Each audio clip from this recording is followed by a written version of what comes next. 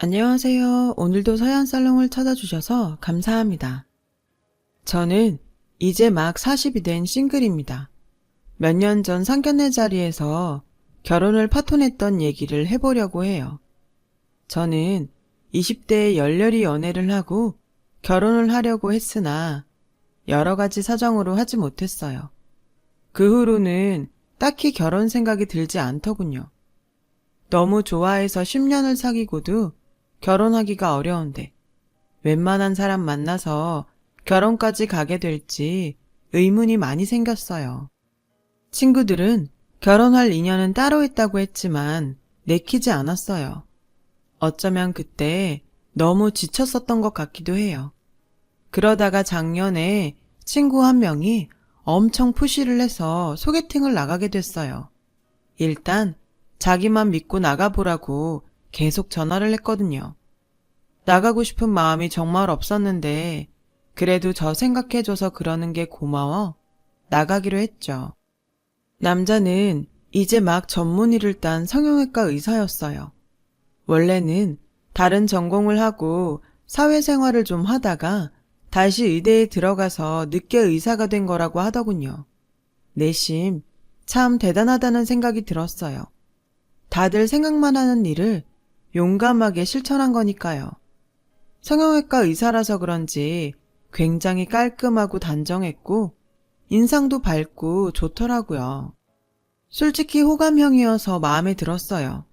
저는 음악을 전공했는데 그 남자는 그걸 참 좋아했어요.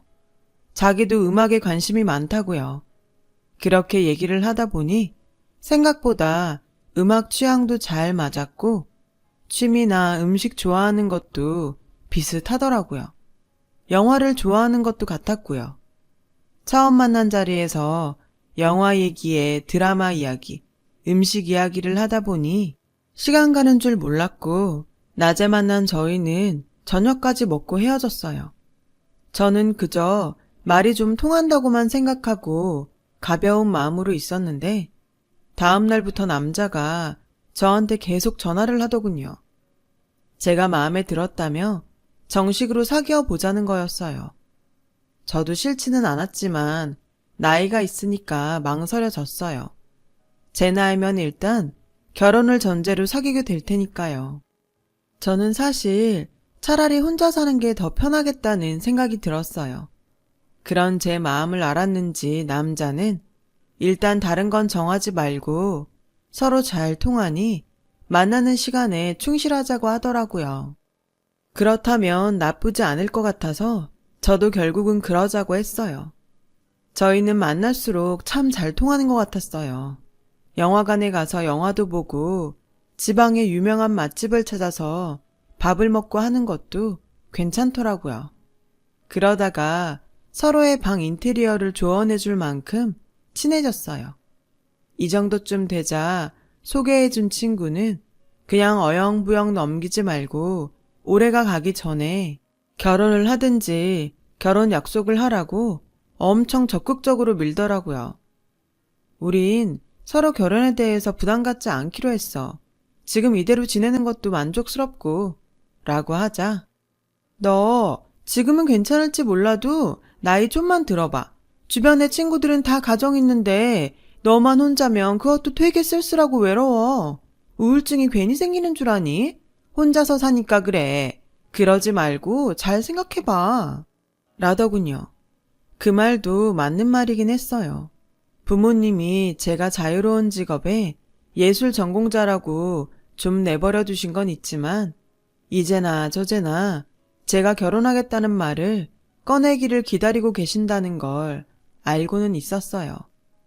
저는 대학에서 클래식 작곡을 전공했지만 프로듀싱 공부를 따로 해서 여러 대중가요 작업에도 참여했죠. 가끔 입시생들을 봐주기도 했고요. 벌이도 나쁘지 않고 재미도 있었어요. 남자도 은근 제 직업을 주변에 자랑하듯 얘기하는 것 같더라고요. 제가 시간을 어느 정도 자유롭게 쓸 수 있어서 남자 병원 일하는 시간에 맞춰서 편하게 만나는 것도 되게 좋아하는 눈치였어요. 사실 제가 자기한테 맞춰주니 얼마나 편했겠어요. 그런 것들이 좋았는지 남자는 언젠가부터 결혼 얘기를 자연스럽게 꺼내기 시작하더군요. 저도 친구나 부모님 때문에 조금 마음이 흔들리긴 했지만 그렇다고 적극적으로 결혼에 발벗고 나서진 않았어요. 그랬더니 이 남자가 점점 집착하면서 어쩌다 전화를 못 받으면 수십 번 하는 거였어요. 왜 전화 안 받았어? 작업했어? 내일 한다며. 거기 있는 사람 누구누구야? 라고 하질 않나? 혹시 나 말고 다른 남자 있는 거 아니야? 그러니까 결혼 얘기만 나오면 이렇게 심드렁하지. 라며 사람 숨통을 조여왔어요. 일하는 시간이 바뀌었어. 자기도 환자 예약 시간 바뀔 때 있잖아. 그거랑 똑같은 거지. 그리고 같이 일하는 사람들인데 누구랑 있으면 뭐. 내가 자기 간호사들 일일이 확인 안 하잖아. 라고 짜증을 냈더니 얼른 아니 그런 의도는 아니었어. 미안해. 화난 거 아니지? 화 풀어. 라고 비굴할 정도로 사과하는 게 반복되곤 했죠. 저는 이런 지겨운 관계로 남게 될 바에야 헤어지는 게 낫지 않을까 그런 생각까지 했어요. 그런데 그런 낌새를 알아챈 건지 어느 순간부터 집착적으로 전화를 안 하더군요. 또 사람이 굉장히 순수해졌더라고요. 뭐든 저한테 잘 맞춰주려고 했고 다신 일하는 거 가지고 말 안 했고요. 계속 그런 상태가 잘 유지되니 저도 이 남자라면 괜찮지 않을까 그런 생각이 들었어요. 친구 말대로 나중에 혼자 외로워지면 어쩌나 하는 마음이 컸죠. 그러던 어느 날 남자는 식사 약속에 핑크 장미 백송이와 반지를 가져와 저에게 청혼을 했어요. 정혜야, 난 진짜 다시 너 같은 사람 못 만날 것 같아. 물론 우리가 결혼을 생각하고 만난 거 아닌 거 알아. 네가 결혼에 큰 뜻이 없다는 것도 알지. 하지만 네가 그런 생각했던 거 엄청 후회될 만큼 내가 매일 재미있는 결혼 생활 만들 자신이 있어. 너도 나 알잖아. 한번 마음 먹으면 뭐든 그렇게 하는 거. 나는 우리가 같이 있을 때 이렇게 좋은데 굳이 결혼 안 하고 이렇게 있어야 할 이유를 모르겠거든. 항상 같은 공간에서 서로 보면서 지내면 얼마나 좋을까? 난 요새 그 생각밖에 안 하고 살아. 너도 솔직히 우리 만나는 거 좋아하잖아. 같이 있으면 즐겁고 그런데 계속 따로 떨어져 살아야 할 이유가 있을까? 나 정말 너랑 결혼하고 싶다. 결혼해줘. 너무도 솔직한 그의 고백에 조금 감동했어요. 내가 뭐라고 이렇게까지 하나 싶은 생각도 들었죠. 저는 그렇게 솔직하고 절절하게 청혼하는 사람에게 대뜸 아니라고 못했고 어영부영 그러다가 정말 결혼 이야기가 진행되기 시작했네요. 저는 남자의 부모님을 만나러 가기 전날 생각이 많아졌어요. 이거 내가 원해서 하는 결혼이 맞나? 말이 잘 통하고 같이 있는 게 즐거우면 정말 결혼하는 게 맞는 건가? 얼떨결에 결혼을 선언하고 나니 여전히 마음에 찜찜함이 있었거든요. 친구는 잘 생각했다고 적극 찬성했지만 어차피 남이 살아주는 인생이 아닌 제 인생이니까요. 그래도 저는 제가 한 결정에 책임을 져야 했어요. 마음은 무겁지만 남자의 부모님을 만나러 갔어요. 저희는 만나면서 서로의 집안 얘기는 하지 않았기 때문에 저도 남자 부모님이나 집에 대해 몰랐고 남자도 저희 집에 대해서는 몰랐어요. 저야 결혼이 전제가 아니니 그 사람 집이나 부모님이 궁금하지 않았고 남자는 제가 말하지 않으니 알지 못했던 거죠. 그래서 남자 집을 가는 내내 꽤 긴장이 되고 겁도 났어요. 시부모님 되실 분들한테 실수라도 하면 어쩌나 싶었거든요. 그래서 선물도 할 수 있는 한도에서 제일 좋은 것들로 준비했죠. 저는 두근거리는 마음을 진정시키며 그 사람과 집에 들어갔어요. 그 사람이 엄마, 아버지, 우리 왔어요. 라고 하자 어머님이 나오셨는데 얼굴에 웃음기가 없으셨어요. 저는 괜히 가슴이 철렁해서 인사를 드렸는데 어머님은 저를 위아래로 쓱 보시더니 제가 가져온 선물을 들고 아무 말 없이 부엌으로 가버리셨어요. 아버님은 거실 바닥에 앉으셔서 TV를 보고 계셨는데 저희한테는 눈길도 안 주시더라고요. 저는 민망한 반, 화난 반, 얼굴로 남친을 쳐다봤고 남친은 리모컨으로 TV를 꺼버리더군요. 저희 왔는데 이러고 있으면 어떡해요? 라며 남친이 원망 섞인 목소리로 말하자 지금 좀 중요한 데 하고 있어서 그랬어. 라고 하시고 마지못해 저희 쪽으로 돌아 앉으셨어요. 아버님은 제가 인사를 해도 받는 둥 마는 둥 하시고 담배를 꺼내 피우시는데 정말 민망하기도 하고 불편했어요.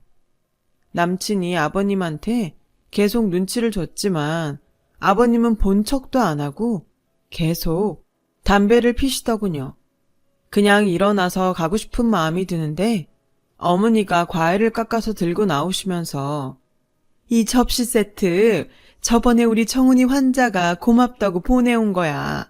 어찌나 고급스러운지. 얘네 병원이 환자한테 선물도 못하게 하고 그러니까 어떻게 우리 집 주소를 알아서 이걸 보냈더라니까? 라며 자랑을 하듯 제 앞에 놓으시더라고요. 그런데 원래 의사들 사적으로 선물 받으면 안 되잖아요. 제가 당황해서 남친을 쳐다보니 남친도 어쩔 줄 몰라 하며 엄마, 그런 게 왔으면 돌려보내야지. 그냥 받으면 어떡해? 우리 병원 만드신 원장님 원래 대학 교수로 있다 나오셔서 이런 거 예민하다고. 뭐 어때? 한번 그런 건데. 엄마가 나이 들어서 이런 거 잘 몰라서 받았다 해. 라며 대수롭지 않게 얘기하는데 진짜 마음이 복잡해지더라고요. 게다가 어머님은 부모님이 무슨 봉사 같은 걸 하신다면서 그런 거 돈도 별로 안 되고 괜히 시간만 뺏기고 힘만 드는데 딸이 옆에서 못하게 말려야 되는 거 아니니?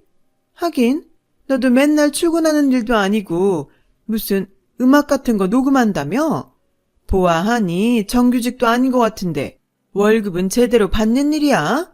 웬만하면 지금이라도 사무직 같은 거 찾아보면 어때? 남친은 제가 무심코 지나가며 말했던 부모님 밥차 봉사 얘기랑 제 직업 얘기를 했던 것 같아요.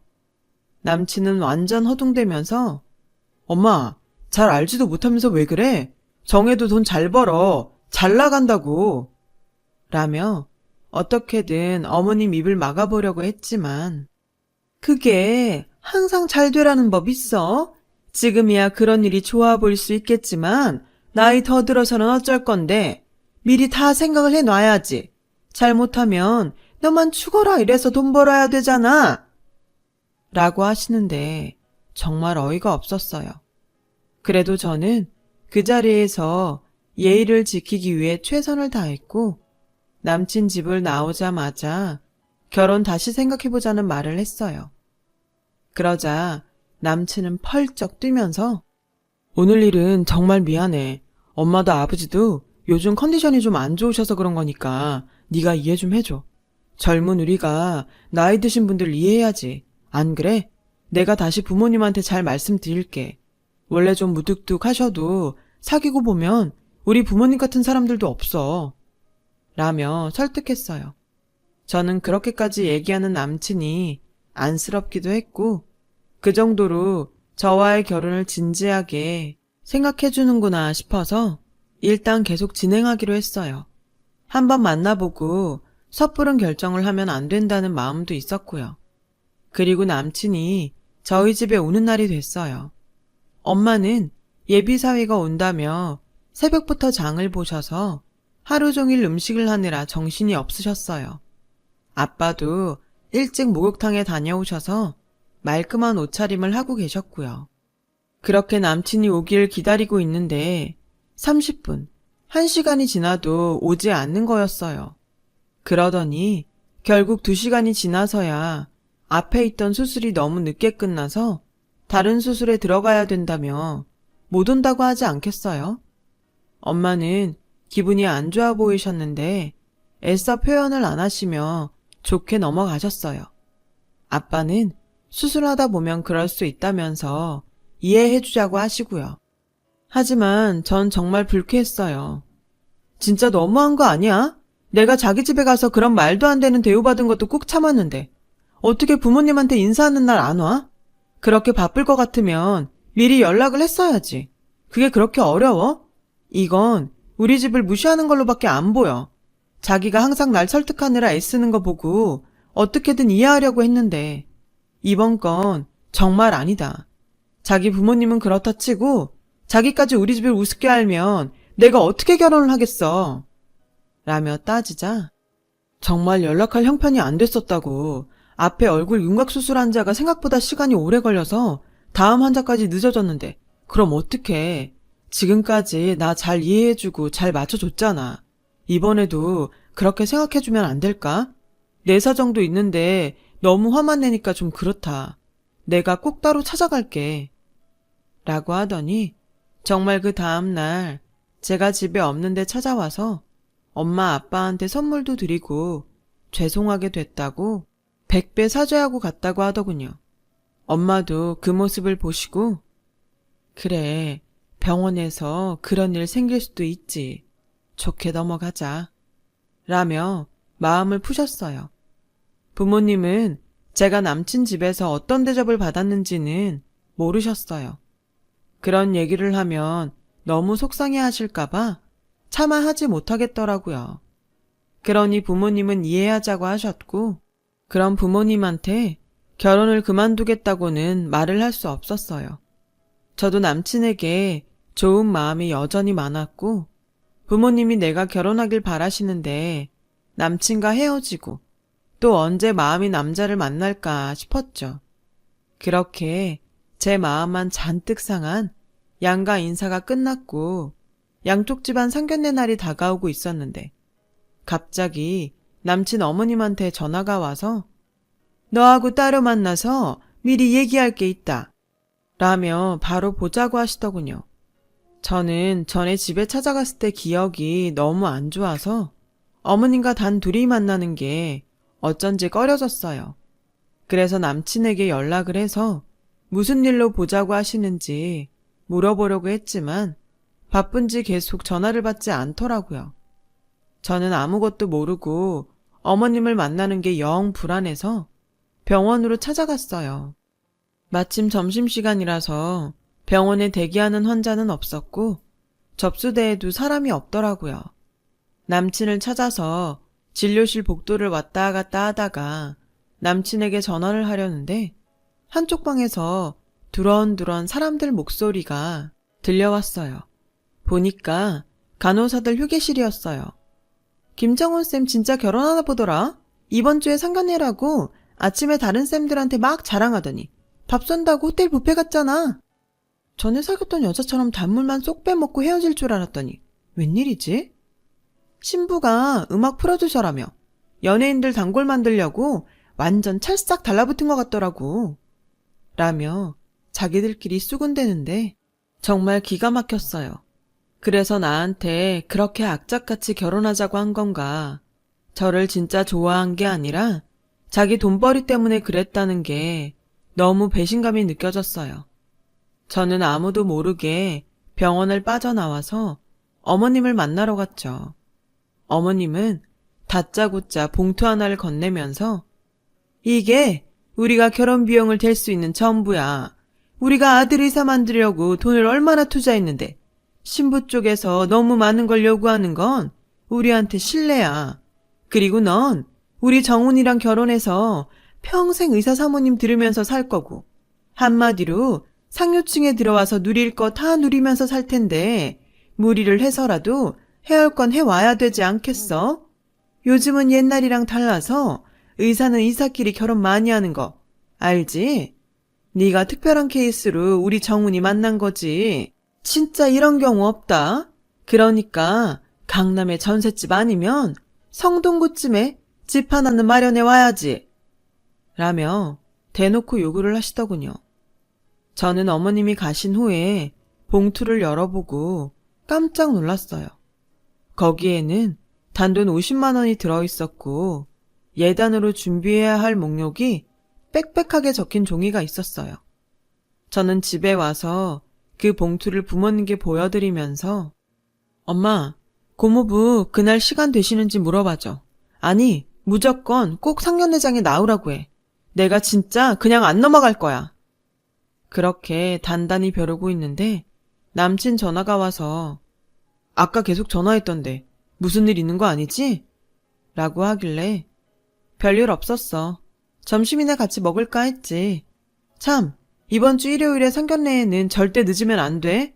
그날 갑자기 수술 생기거나 그런 거 아니지? 우리도 일요일은 쉬어야지. 아주 특별한 경우 아니면 수술 안 해. 엄마 아버지랑 늦지 않게 갈게. 걱정하지 마. 라며 전화를 끊었어요. 저와 부모님은 이미 마음으로 끝을 보자고 결정하고 상견례 날을 기다렸어요. 그렇게 상견례 날이 되었고 저와 부모님이 먼저 약속 장소에 나가 있었죠. 약속 시간이 30분쯤 지나자 남친이 자기 아버지와 들어오더군요. 그 뒤에 남친 어머니가 천천히 따라오셨고요. 어머님은 진한 화장에 화려한 복장을 하셨더라고요. 그에 비해 검소하게 차려입은 부모님이 일어나서 인사를 하자 남친 부모님은 거만한 표정으로 뻣뻣하게 인사를 받고 먼저 자리에 앉았어요. 남친 어머니는 우리 정훈이가 머리 하나는 기막히게 좋거든요. 회사도 대기업에 한 번에 들어갔는데 지가 안 되겠다 싶었는지 의사가 되겠다고 하더라고요. 진짜 아무나 못하는 거죠. 제 아들이지만 정말 사위 잘 보시는 겁니다. 라고 하자 엄마가 우리 정혜도 어디 가서 빠지는 애 아니에요. 학교 다닐 때도 계속 장학금 받았고 돈 잘 벌어서 오히려 우리한테 주거든요. 그러자 남친 부모님이 서로를 보며 우리를 비웃더군요. 예, 무슨 연예인들 노래 녹음해준다던데 요즘은 시대가 좋아져서 그런 일을 해도 이렇게 의사하고 대등해졌어요. 라는 남친 어머니 말에 아빠가 그렇죠. 요즘은 의사도 의사 나름이라고 하지 않습니까? 집안 좋은 의사들도 많은데 또 그 반대로 개원해서 환자들 모으려고 마케팅에 정신없는 의사들도 있고요. 안 그런가 자네? 자네 병원도 의사들 셋이 같이 낸 병원이라던데 거기서 페이닥터면 할 일이 많을 텐데 말이야. 라고 하자 남친은 얼굴이 벌개져서 물을 벌컥벌컥 마시더군요. 그러자 남친 어머니는 정훈이네 병원에도 환자 많아요. 정훈이 대학 다닐 때 교수님이 나와서 만든 병원이라서 수준이 다르다고요. 따님이야말로 연예인이 잘 나가다가 망하면 백수되는 거 아닌가요? 의사는 그런 일하고는 차원이 다르잖아요. 우리 아들은 연예인들 얼굴을 고쳐주는 사람이에요. 지금 우리의 손님 중에 연예인이 몇 명인 줄이나 아세요? 라고 했고 남친 아버지는 아무래도 안 되겠어. 처음부터 마음이 영 안 내키더니 그만 일어나자. 라며 우리 부모님 얼굴도 안 보고 자리를 뜨려고 하더라고요. 그런 병원들도 있으니까 확인차 물어본 것 뿐입니다. 이렇게 펄쩍 뛰시는 거 보니 뭐 찔리는 거라도 있으신가요? 라고 아빠가 말하니 남친 어머님은 눈이 뒤집어져서 찔리긴 뭐가 찔려요. 잘 알지도 못하면서 남의 아들 병원 흠잡으니까 그렇죠. 내가 진짜 이렇게까지는 안 하려고 했는데 아무리 요즘 의사가 예전 같지 않다고 해도 의사 사위 목매다는 집들 아주 많아요. 결혼정보 회사에서도 우리 아들이면 아주 특급 신랑감이라고 했다고요. 그러니까 강남에 집 사주고 결혼 비용 다 될 거 아니면 이 결혼 안 하는 걸로 하겠습니다. 50만 원도 안 내놓으려고 했는데 제가 집에 올 때 아주 이것저것 잔뜩 사왔길래 성의 표시한 겁니다. 그런 줄 아세요? 해올 형편 아니면 못하는 걸로 합시다. 저희도 수준이 비슷해야 되지 않겠습니까? 남친 어머니 아버지가 연달아 말하자 부모님은 알겠다고 하셨어요. 아빠는 서류 하나를 보여주며 이게 우리 부부가 죽으면 정혜한테 물려주려고 한 강남 집무소입니다. 20평이 좀 안 되는 작은 거긴 해도 앞으로 재건축할 장소라서 투자 가치도 충분하고 값이 떨어질 일은 없는데 저도 그렇게 제 딸 무시하는 집에 보낼 수 없습니다. 그러자 갑자기 남친 부모님 안색이 변했어요. 남친은 당황해서 자기 부모님한테 막 눈치를 주더라고요.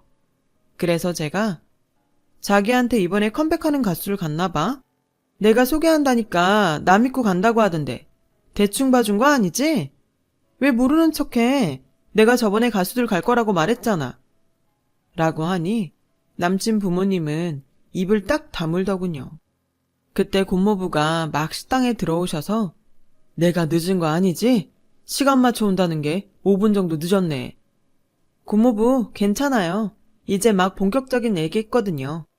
라고 하자 남친은 얼굴이 하얗게 질려서 자리에서 벌떡 일어나 교수님이 여기 어떻게 고모부가 우리 학교 교수님이었으면 말을 했어야지. 라길래 저는 우리가 만나는데 고모부가 뭘 하는지 그게 왜 중요해? 두 사람 마음만 잘 맞으면 되는 거 아니었어? 자기도 전에는 나한테 그렇게 얘기했잖아. 근데 그게 아니었나 보네? 내가 소개해서 간 연예인들도 자기 잘라서 가는 건 줄 아는 거 보니까. 고모부는 자네 병원 세운 김 원장이 나랑 아직도 연락 자주 하는 거 알고 있나? 아무튼 내 금쪽 같은 조카한테 자네 집에서 어떻게 했는지 잘 알았네. 라고 했고 그제야 남친 어머니는 이러지 말고 우리 다시 잘 얘기해보죠. 둘이 좋아서 결혼한다는데. 라길래 저는 정 다 떨어졌어요. 저한테 그동안 하신 거나 혼수 비용이라고 50만 원 보낸 거 너무 기도 안 차서 이런 자리 마련한 거라고요. 연예인 망하면 제가 백수돼요? 그 연예인들이 저희한테 와서 잘 봐달라고 한다고요. 몰라도 뭘 너무 모르시네요. 라고 했고 엄마도 그동안 우리 딸한테 어떻게 했는지 너무 잘 알겠네요. 얘기 듣고도 믿기지가 않았는데 더 진행되기 전에 알게 돼서 다행입니다. 라며 저와 아빠, 고모부 보고 나가자고 했습니다.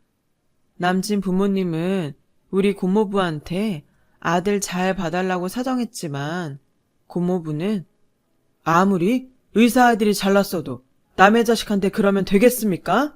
우리 정혜도 귀한 딸이고 조카입니다. 그렇게 저의 결혼은 없던 걸로 됐고 저도 점차 일상으로 돌아왔죠. 그 뒤로도 남친은 저한테 여러 번 전화하고 만나달라고 했지만 거절했어요. 소개한 친구는 제 얼굴을 똑바로 보지도 못하고요. 그냥 제가 능력 있으니 혼자 살아도 될 것 같은데 정말 마음 잘 맞는 사람 만나면 어떨지 또 모르죠.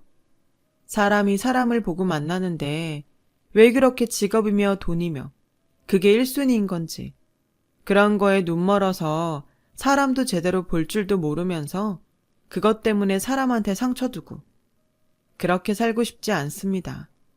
살면서 돈도 중요하죠. 명예도 중요하고요. 돈이 중요한 만큼 저도 능력 있고 멋진 사람이 먼저 되도록 더 노력하면서 살아야겠습니다. 그래야 정말 멋진 사람이 나타났을 때 한눈에 알아보지 않을까요? 제 이야기 이렇게 들어주셔서 정말 감사하고요. 늘 행복하세요. 여러분, 사연 댓글에 응원과 현명한 조언 부탁드려요. 좋아요와 구독은 저에게 큰 힘이 됩니다. 오늘도 좋은 일 가득하세요.